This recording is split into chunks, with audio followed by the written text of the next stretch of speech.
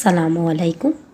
যখন ভিজিটার্স এবং ট্যুরিস্টরা দার্জিলিংয়ে ভিড় এবং প্রচণ্ড জ্যাম রাস্তায়, তখন আমরা ভাবলাম একটু সাইট সিনসগুলো আমরা ঘুরে নিই, ফলে দার্জিলিং আমরা পরে ঘুরতে পারবো একটু যখন খোলামেলা ফাঁকা হবে।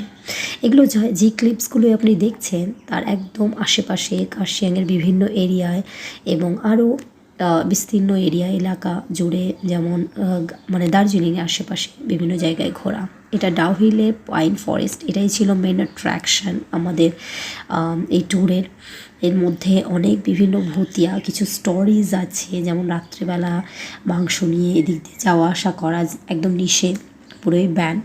তো এগুলো বিভিন্ন মাথায় থাকায় আমরা ভেতরে গিয়ে কিছুটা অংশ ঘুরে এসেছি, কারণ দোকানপাটও বন্ধ হয়ে যায় অ্যাট দ্য এন্ড। প্রায় 5টে বেজে গেছে তখন আমরা গিয়েছি।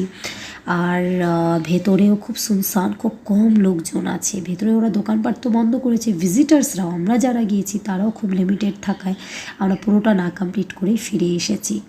তো আশেপাশে পুরো রাস্তাটা এবং ওয়েদারটা এত সুন্দর, আলহামদুলিল্লাহ খুবই ভালো, মানে মেলাতে পারবো না। আমাদের এই সাইডের নর্থের মধ্যেই আপ টু মালদাই বলি, তার সাথে সাথে কার্শিয়াং বলুন বা তার আশেপাশে বলুন, দার্জিলিংয়ের কাছাকাছি বলুন, শিলিগুড়ির ওপরে বলুন, ঝমঝমাট যখন তখন বৃষ্টি হচ্ছে এবং সেকেন্ডে ওয়েদারে পরিবর্তন দেখতে পাচ্ছেন। পুরো ফগ এসে পুরো চা বাগান আমাদেরকে, গাছপালা বাড়িঘর সব ঢেকে নিচ্ছে, আবার নিমিষে রোদের ঝটা এসে সেগুলোকে সরিয়ে দিচ্ছে। এত সুন্দর ওয়েদারের খেলা রোদের সাথে, মিঠেল রোদে হাসার মতো রোদগুলো বেরোচ্ছে, তো গায়ে মনে হচ্ছে সেরকম লাগছে না।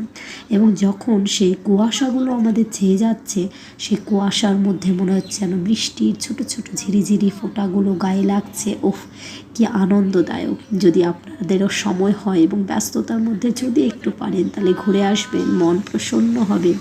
এবং আলহামদুলিল্লাহ, আল্লাহর যে সুন্দর অপরূপ দৃশ্যগুলো রয়েছে আমাদের অধরা, আমাদের ব্যস্ততার মধ্যে হয়তো লুকিয়ে, সেই জিনিসগুলো ঘুরে আসতে রিকোয়েস্ট করব অবশ্যই। আমি রিসেন্টলি ঘুরে এলাম, আমার ভালো লেগেছে বলে আমি প্রত্যেকটি মুহূর্ত রাস্তায় যেতে যেতে আপনি দেখতে পাচ্ছেন এভরি টুইস্ট অ্যান্ড টার্নস আমি নেওয়ার চেষ্টা করেছি এবং আপনাদের দেখিয়ে উপভোগ, যদি না সময় হয় তাহলে একটু দেখে যদি আপনাদের ইচ্ছে করে তাহলে অবশ্যই ঘুরে আসবেন এবং ভালো থাকবেন, সুস্থ থাকবেন, এনজয় করুন আমার জার্নিটা। আমি সত্যি খুব এনজয় করেছি। এত লম্বা এত দুর্দান্ত পাইন ট্রিজ এবং আদার ফরেস্ট, চারিদিকে একটা আলাদা আবহাওয়া, আমেজ, শীতের আমেজ।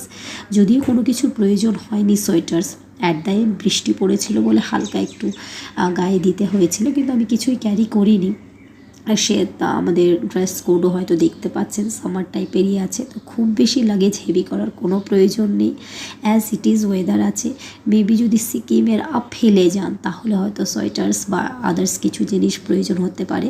আদারওয়াইজ যদি আপনি নিচের সাইট সিনসগুলো ঘোরেন তাহলে সেরকম কিছু প্রয়োজন হবে না, আপনি ফুললি এনজয় করতে পারবেন। তো আপনি যেতে পারেন, প্ল্যান করতে পারেন। অবশ্যই এই সময়টা ভালো, প্ল্যান করা যেতে পারে যখন প্রচণ্ড গরম আমাদের এই দিকটা। আসসালামু আলাইকুম।